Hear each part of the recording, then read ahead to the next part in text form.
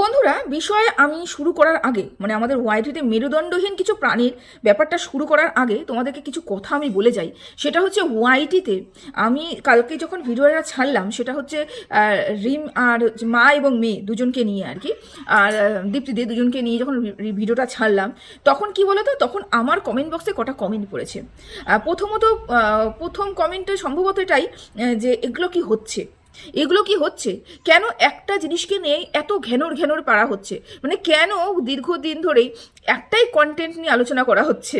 প্রথম প্রশ্ন। দ্বিতীয় প্রশ্ন, যে তোমরা কি যে বলছে মানে সঞ্জয়ের কথা বলছে, সঞ্জয়কে নিয়ে তোমরা কিছুই বলতে পারো না? সঞ্জয়কে নিয়ে কিছু বলতে পারো না? সঞ্জয় তো এরকম অনেক কথা করেছে, অনেক রেকর্ডিং ছেড়েছে, অনেক ষড়যন্ত্র করেছে, সেই সময় কি তুমি কিছু বলেছিলে? মানে কোনো কিছু বলতে তোমার দম নেই, মেন ব্যাপার যেটা, আমার দম নেই, আমি বলতে পারি না, এরকম একটা বক্তব্য তিনি রেখে গেছেন। আমি কমেন্ট বক্সে বলেছি, আমি আবারও বলছি, এই মুহূর্তে সঞ্জয় আমাকে নিয়ে কন্টেন্ট করছে না। তবুও আমার যেখানে যেখানে মনে হয়েছে সঞ্জয়কে নিয়ে বলার, আমি কিন্তু বলেছি। এবং আপনি হয়তো নতুন ভিউয়ার্স, সেই কারণে হয়তো আপনি দেখেননি। আমি বহু বহু বহু নেগেটিভ ভিডিও কিন্তু সঞ্জয়কে নিয়ে করে বসে রয়েছি, মানে এক ভিডিও করেছি সঞ্জয়কে নিয়ে। তো এই মুহূর্তে সত্যিটা আমরা দেখতে পাচ্ছি চোখের সামনে, এবং উইথ প্রুফ আমরা দেখতে পাচ্ছি চোখের সামনে, তাহলে সেই বিষয়টা নিয়ে কেন আলোচনা করব না? দ্বিতীয়ত, আমার কন্টেন্ট এই মুহূর্তে দীপ্তিদি আর রিম, এদের দুজনকে নিয়ে আমি তাহলে কেন আলোচনা করব না? যেহেতু ওয়াইটিতে এটা ছড়িয়ে ছিটিয়ে রয়েছে, যখন তারা নিজেরাই কন্টেন্ট হয়েছে, তাহলে আমি কেন আলোচনা করতে পারবো না? ওয়াইটিতে যে বিষয়গুলো উঠে আসবে সেই বিষয়গুলো নিয়ে আলোচনা করার অধিকার এবং বলার অধিকার প্রত্যেকটা মানুষের রয়েছে। আশা করি বোঝাতে পেরেছি। আমার দম আপনাকে দেখতে হবে না, না না, ক্ষমা চাই, আমি এরকম করে কথা বলি না, আমি এত নেগেটিভভাবে কথা বলতেও চাই না, বা এত রুড আওয়াজ বের করতেও চাই না।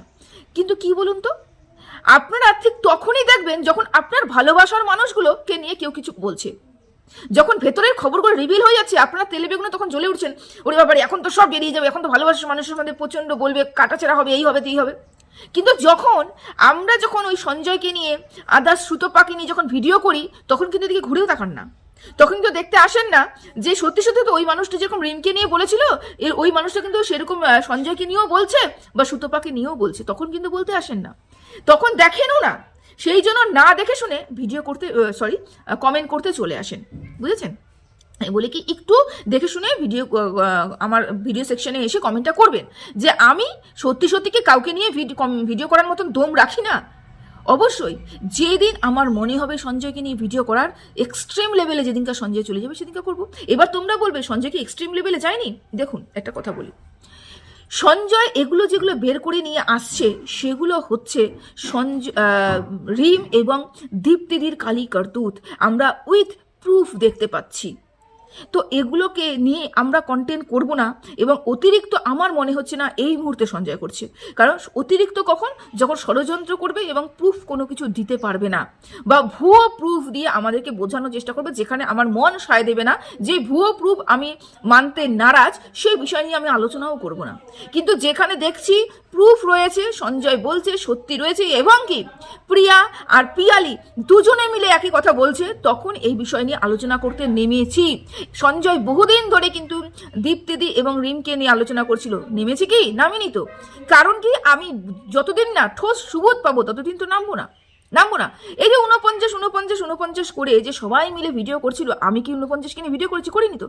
আমার বক্তব্য, আমার মন যখন যেই পজিশনে গিয়ে সায় দেবে না, এই মুহূর্তে একে নিয়ে ভিডিও করা উচিত, আমি করব। এই মুহূর্তে হট কন্টেন্ট হচ্ছে রিম এবং দীপ্তিদি, এদেরকে নিয়ে আমি কন্টেন্ট করবো, ওরা নিজেরাই কন্টেন্ট হতে চেয়েছে। আর একটা কথা, ভালোবাসার মানুষের কথা বলছি, যে আপনি বললেন কতদিন আর মানে মুখে বাঁধে না। এই যে দীপ্তিদি আর রিম একটা কন্টেন্টকে নিয়ে যে 1.5-2 বছর ধরে টেনে হিচড়ে ফেলে একদম ছেঁড়া করে ফেলে, তখন কেন বলেন না ও ছাড়ো তো, কতদিন ধরে করেছি? আমি তো রিসেন্ট ওকে নিয়ে ভিডিও করা শুরু করেছি, কতদিন ধরে করেছি? জোর হলে 1 সপ্তাহ, জোর হলে 2 সপ্তাহ, মানলাম আপনার খসা হিসেবে 1 মাস। টিনা কিনে 1.5-2 বছর ধরে ছিঁড়ে খাওয়া হচ্ছে, তখন মনে পড়ে না ও তো একটা মেয়ে? কেন যেগুলো দেখতে পাচ্ছ না সেগুলো নিয়ে বলছো রিম? কেন যেগুলো দেখতে পাচ্ছ না সেগুলো নিয়ে বলছেন দীপ্তিদি? ছাড়ুন না, এগুলো কথা বেরোয় না আপনাদের মুখ থেকে, বেরোবে না, কারণ তখন ভালোবাসার মানুষ যে যা বলছে তাই আমরা শুনবো, তাই না? এরকম করে বিচার করলে আপনার মনে হয় না আপনারা সঠিক বিচার করতে পারবেন। যাই হোক, এটা বিচারালয় নয়, এবং বিচার করতে আমরা কেউ এখানটা ওয়াইটিতে আসিনি। যা কন্টেন্ট বেরোবে সেটা নিয়ে আলোচনা অবশ্যই হবে।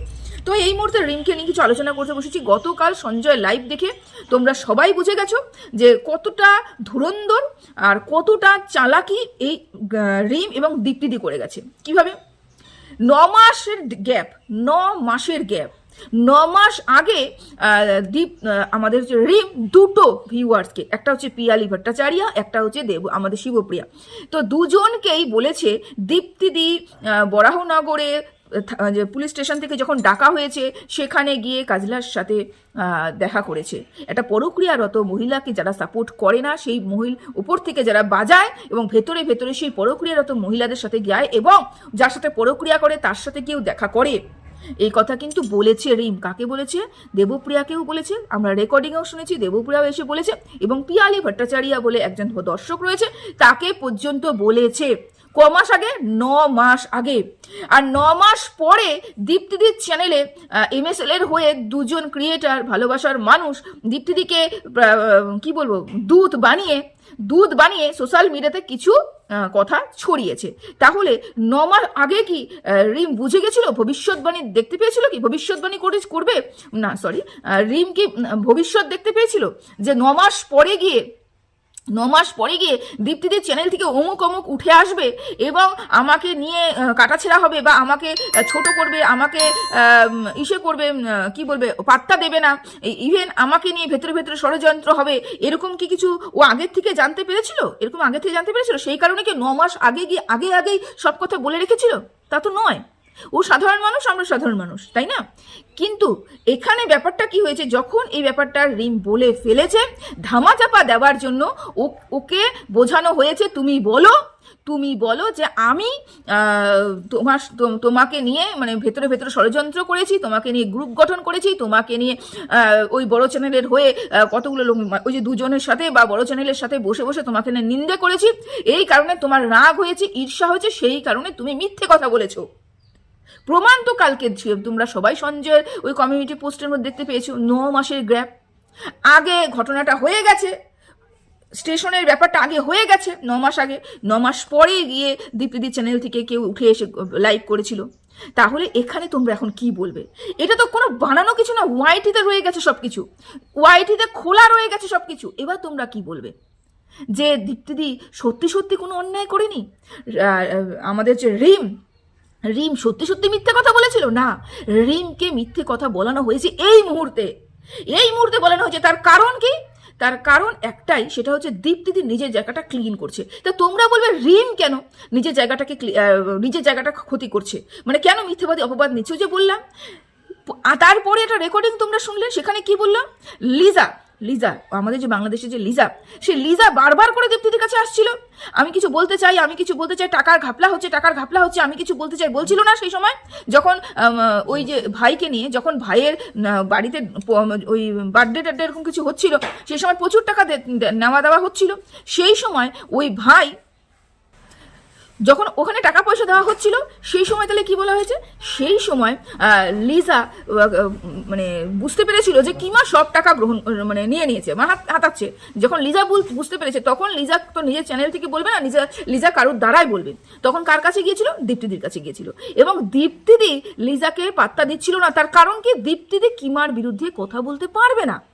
এরপরেও কিন্তু লিজা সঞ্জয়ের কাছে গেছে এবং দীপ্তিদিকে বারবার নক করেছে, এবং এই কারণে দীপ্তিদিকে কিন্তু বারবার করে ফোন করে কিমার শাসাচ্ছে, খবরদার কিন্তু তুমি মুখ খুলো না। তাহলে তোমরাই বলো, দীপ্তিদি, কিমা আর রিম তিনজনে মিলে একই মানে বলে না ঘেটি বাঁধা, সেরকম ঘেটি বেঁধে রেখেছে তিনজনের ভেতরে। এত কেলো, এত কীর্তি, এত দুজনের চারজনের নামে, মানে তিনজনের নামে তিনজন বলে রেখেছে না, ওরা স্বতন্ত্র ক্রিয়েটর হতেই পারলো না, ওরা সমালোচনার মানেই বুঝলো না, ওরা মেরুদণ্ডহীন প্রাণী হয়ে ওয়াইটিতে রয়ে গেল।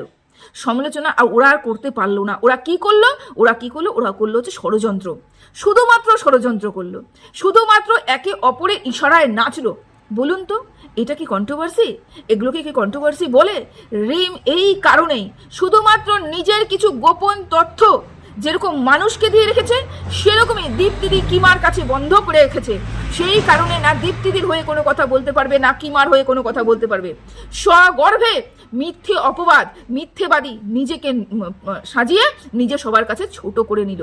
আর দীপ্তিদি ভেবেছে এই গেম প্ল্যানটা কেউ বুঝতে পারবে না, নিজেকে সুন্দর ক্লিন চিট দিয়ে বেরিয়ে যাবে। কিন্তু না, ওয়াইটিতে অনেক মানুষ রয়েছে যারা এগুলো ব্যাপারটা ঘাটছে এবং সব প্রমাণ আমাদের সামনে চলে এসেছে এবং রেকর্ডিংটা পর্যন্ত আমাদের সামনে চলে এসেছে। আমি শুনেছি আরও অনেক অনেক রেকর্ডিং নাকি রয়েছে, সঞ্জয়ের কাছেও রয়েছে আর ইপসিতার কাছেও রয়েছে। আমরা শুনবো সেই রেকর্ডিংয়ে কি আছে, তারপরে ভবিষ্যতে দেখা যাবে। এগুলো তো একটার মধ্যে তো সঞ্জয় নেই, তাই না? এই একটা রেকর্ডিংয়ের মধ্যে তো সঞ্জয় নেই, তাহলে এই বলতেই পারবে না, তোমরা তো বলতেই পারবে না যে এই রেকর্ডিংগুলো সঞ্জয় তৈরি করেছে। প্রত্যেকটা রেকর্ডিং বাইরের লোকের সাথে, কিছু ভিউয়ার্সের সাথে, কিছু কন্ট্রোভার্সি ক্রিয়েটারদের সাথে এরকম করে ওরা এই কথাগুলো বলতো। আপনারা কি চান? এখানে একটা নিরপেক্ষ কন্ট্রোভার্সি হোক এটা চান, নাকি এরকম বায়াসনেস দেখিয়ে একে অপরের প্রতি ভালোবাসা তো নয়, ভালোবাসা না ছাড়, ভালোবাসা কোনোদিনও নেই, ভালোবাসা ছিল না, ভালোবাসা নয়, ওগুলা হচ্ছে একে অপরের প্রতি বন্ধক আছে বলে কেউ কারোর উপরে গলা চড়া করে কথা বলতে পারবে না। কি চান আপনারা? এখানে কি নিরপেক্ষ কন্ট্রোভার্সি দেখতে চান? কন্ট্রোভার্সি মানেটা আদেও বোঝেন? কালকে আমি অবাক হয়ে গেলাম, রিম এত বড় অন্যায় করার পরে বলে না চোরের মার বড় গলা, সেরকম চোরের মার যেরকম বড় গলা হয় সেরকম বড় গলা করেও চিৎকার করে বলছে যা করেছি বেশ করেছি, যা করেছি। ওর উপায় নেই তো, ওর উপায় নেই, ওই যা করেছি বেশ করেছি ছাড়া বলার আর উপায় নেই। কারণ ও জানে যে আমি দর্শকদের সামনে খারাপ হতে পারবো, কিন্তু আমি দীপ্তিদি এবং কিমার সামনে খারাপ হতে পারবো না। তাহলে আমার পরিবার অবধি খবর চলে যাবে, ওয়াইটিতে এমন কিছু খবর আসবে যে আমার চরিত্রকে খান খান করতে একটা বিন্দু মাত্র সময় লাগবে না। আর রিম কালকে বলছে কি জানি বললো, ধুর কন্ট্রোভার্সি ওরা বোঝে নাকি? ওরা তো শুধু গালিগালাজ বোঝে, নোংরামি বোঝে, ওরা কি কন্ট্রোভার্সি বোঝে নাকি? আমি ভাবি কোন মুখ দিয়ে কথা বলে, আমি ভাবছি সত্যি সত্যি কোন মুখ দিয়ে কথা বলে, এই মুখটা দিয়ে কথা বলছে, এই মুখটা দিয়ে, যেই মুখটা দিয়ে এত ষড়যন্ত্র করেছে, যেই মুখটা লজ্জার দেখানোর উচিত নয়, যেই মুখটা সবার সামনে মিথ্যেবাদী বলে প্রমাণ হয়ে গেছে, সেই মুখ দিয়ে বলছে। ওরা কি কন্ট্রোভার্সি বোঝে? ওরা তো গালিগালাজ বোঝে। ওরা শিক্ষিত? ওরা তো শিক্ষিত নয়। আহারে তুমি যে কি শিক্ষিত আর শিক্ষিত যে কি নমুনা আমি দেখতে পাচ্ছি। যদি তোমার মতন শিক্ষিত হয়ে আর শিক্ষিতর এই নমুনা হয়, আমি মনে করি যে আরো মানুষ যে অশিক্ষিত রয়েছে ঢের ভালো রয়েছে। শিক্ষিত হয়ে যদি মানুষের কাছে মাথা নিচু করে থাকতে হয়, শিক্ষিত হয়ে যদি মানুষের কাছে ঘেঁটি বাঁধা রাখতে হয়, শিক্ষিত হয়ে যদি মেরুদণ্ড হারাতে হয়, শিক্ষিত হয়ে যদি আমার গলার আওয়াজ আমি চড়া করতে না পারি, তাহলে ওরকম শিক্ষিত হওয়ার থেকে অশিক্ষিত থাকা অনেক বেটার, অনেক বেটার। তো এই মুহূর্তে দাঁড়িয়ে আপনাদেরকে জিজ্ঞাসা করছি, আপনারা কি চান? কন্ট্রোভার্সি জানতো? সত্যি সত্যি ওরা কন্ট্রোভার্সি করছে? সত্যি সত্যি কি তারা কন্ট্রোভার্সি করছে? কন্ট্রোভার্সি কি? সমালোচনা মানে কি? কোনো একটা বিষয় উঠে আসবে, সেই বিষয় নিয়ে যদি আমি সত্যি বলি, আমি যদি সত্যিটা দেখতে পাই, অনুমান করতে পারি, এই জায়গাটা সত্যি বলছে, এই জায়গাটা ঠিক আছে, এই জায়গাটাতে আমি চড়া আওয়াজ করে বলতে পারবো এবং বিশ্বাসের সাথে বলতে পারবো। এবং যেখানে মনে হবে যে না এই আওয়াজটা ভালো না, এই যে এই জায়গাটা নোংরামি হচ্ছে, এই জায়গাটা ষড়যন্ত্র করা হচ্ছে, সেই জায়গাটাও আমি চড়া আওয়াজ দিয়ে বলতে পারবো, চড়া আওয়াজ দিয়ে বলতে পারবো। তো এগুলোই হচ্ছে কন্ট্রোভার্সি, সমালোচনা করা, একে অপরের পেছনে ঘেঁটি বেঁধে রাখা নয়। আজকে আমি চড়া আওয়াজ করে বলতে পারছি, তার কারণ আমি আজকে স্বতন্ত্র ক্রিয়েটার, আমার মেরুদণ্ড, আমার ঘেঁটি কারোর কাছে বাধা নেই, ওই জন্য আমি বলতে পারছি। আমি আগেও বলেছি, আমি একটা সময় শুধুমাত্র সুতপাকে ভালোবেসে সুতপার হয়ে বায়াসনেস কিছুটা পরিমাণে হলো, আমি সবগুলোর ক্ষেত্রে বলবো না, কিছুটা পরিমাণে হলেও দেখিয়েছি, কিন্তু আর নয়। আমি তো সম্পূর্ণ সব জায়গা থেকে বেরিয়ে এসেছি। কেন? আমি এখানে কন্ট্রোভার্সি করতে এসেছি। আমি এখানে চ্যানেল খুলে কারোর দাসত্ব করতে আসিনি। আমি আমার চ্যানেল খুলে, আমি আমার খেয়ে, আমার বরের ঘরে বসে আমি অন্য কারোর দাসত্ব স্বীকার করতে আসিনি, অন্যর কাছে গিয়ে ঘেঁটি বিক্রি করতে আসিনি, মেরুদণ্ড বিক্রি করতে আসিনি, এবং সব কিছু সহ্য করে নিজে ডিফেম করতে আসিনি। আমি নিজে ডিফেম করবো, এর থেকে জঘন্যতম কাজ হতেই পারে না, এর থেকে নোংরা কাজ হতেই পারে না যে আমি একটা স্বতন্ত্র ক্রিয়েটার হয়েও আমি বলতে পারছি না আমার সাথে কি হচ্ছে, আমি বলতে পারছি না, আমি সব বলতে চাইছি, আমি বলতে পারছি না যে আমার সাথে কি ঘটনা ঘটছে পিছনে। তাহলে এগুলোকে কন্ট্রোভার্সি ক্রিয়েটার বলে, যাকে ধরে রাখা হয়, যে মুখ খুলে আওয়াজই বের করতে পারবে না, যে ষড়যন্ত্রটা বলতে পারবে না, শুধুমাত্র ভেতরে গেম সাজানো হবে, গেম একের পর এক যে গেম হবে সেই গেম অনুযায়ী সবাই চলবে, সেই প্ল্যান অনুযায়ী সবাই চলবে, এটাকে কন্ট্রোভার্সি বলে? কন্ট্রোভার্সি এটাকে বলে না তো। একটার পর একটা ষড়যন্ত্র। কিমার বিরুদ্ধে দীপ্তিদি কোনো কথা বলতে পারবে না, রিম দীপ্তিদির মুখে কথা বলতে পারবে না, আর কিমা এরা যদি কথা বলে, কিমা তাদেরকে ছিঁড়ে খেয়ে ফেলবে, কারণ কিমার কাছে সব কিছু রয়ে গেছে। কালকে তো প্রমাণ পেলেন যে সঞ্জয়, দীপ্তিদি এবং রিমের পোল খুলছে এবং সঞ্জয়ের পোল কিমা খুলছে। বুঝতে পারিনি যোগসূত্রটা কোথায়। এখান থেকে কল হয়েছে যে তুমি ওদিকে বলো, ওদিকে ভেতরে কি আছে তোমরা তুমি তাড়াতাড়ি বের করো, ঝুলির থেকে গল্প বের করো, ঠাকুমার ঝুলির থেকে যতই পুরনো হোক গল্প বের করো, গল্প বের করে ওয়াইডিতে ছাড়ো। আরে সঞ্জয় তো সব আমাদের পোল খুলে ফেললো, তাড়াতাড়ি ব্যাপারটাকে ঘোরাও, মানুষের মন ঘোরাও, মানুষের অন্যদিকে নজর ঘোরাও, তাড়াতাড়ি বের করো কিমা, তাড়াতাড়ি বের করো। কিমাও কি করলো, টুক করে একটা ঝুলির থেকে গল্প, পুরনো বস্তা পচা গল্প নিয়ে এসে ওয়াইডিতে ছেড়ে দিল। কি মিলি চ্যাটার্জিকে নিয়ে কবে কি সঞ্জয় বলেছিল, এবং মিলি চ্যাটার্জি তার উপযুক্ত জবাব দিয়ে বলে দিল সঞ্জয়ের সাথে মিলি চ্যাটার্জির কি কথা হয়েছে এবং কি ব্যাপার হয়েছে। ব্যাপারটা খেললো না, মানুষের মন ঘোরাতে পারলো না। তা এখানেই তো যোগসূত্র যে এতদিন ধরে তো এত কল রেকর্ডিং নাকি কিমার কাছে রয়ে গেছে। এতদিনে তো একটা কল রেকর্ডিং ওয়াইটিতে আসেনি, এতদিন তো কল রেকর্ডিং ওয়াইটিতে কেউ ছাড়েনি, তাহলে এখন কেন ছাড়ছে? তার কারণ এখান থেকে খবর গেছে ওইখানটায়। আরে কিছু তো করো, কিছু তো বের করো তুমি। ও বের করে দিয়েছে। তো একই সূত্রে গাধা, রসুনের ড্যাশ সব যখন এক জায়গায় থাকে, ঠিক সেরকমই এরা তিনজন এক জায়গায় থাকে, কেউ মুখ খুলতে পারবে না। আর এরা ওয়াইটিতে এসে বড় গলায় কথা বলে, অমুক ভালো নয়, তমুক ভালো নয়, অমুক ষড়যন্ত্র করে, তমুক ষড়যন্ত্র করে।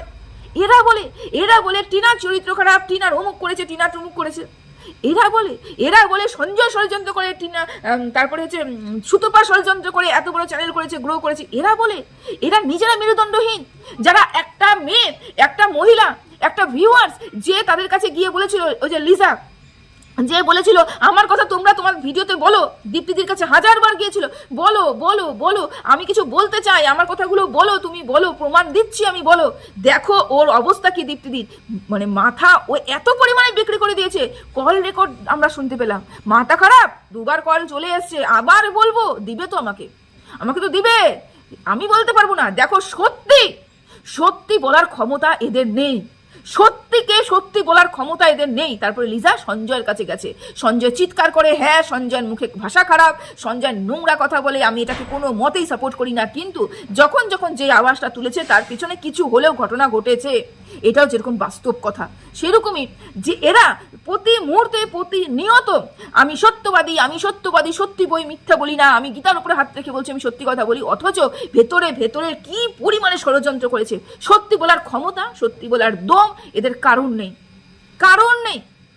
একটা মানুষ রাগ বশত কোনোদিনও এত বড় মিথ্যে কথা বলতে পারে না। প্রমাণ, হ্যাঁ আমরা প্রথমে ভেবেছিলাম কি মিথ্যে কথা হয়তো বলছে নাকি, ষড়যন্ত্রই হচ্ছে নাকি, কি হচ্ছে ব্যাপারটা বুঝতে পারছি না, পুরো কনফিউজ ছিলাম। কিন্তু যখনই প্রমাণ আসছে একটার পর একটা, যখনই প্রিয়া সব বলছে, তারপরে নাকি পিয়ালিকেও বলা হয়েছে, একটা মানুষ এত সুন্দর গুছিয়ে মিথ্যে কথা জনে বলতে পারে না, বলা হয়েছে। তারপরে তো সব যখন মিলে গেল, তাই তো বুঝলাম যে এটা পুরোপুরি সত্যি কথা। এবং রিমকে দাবিয়ে রেখে, রিমের চরিত্র খারাপ করে,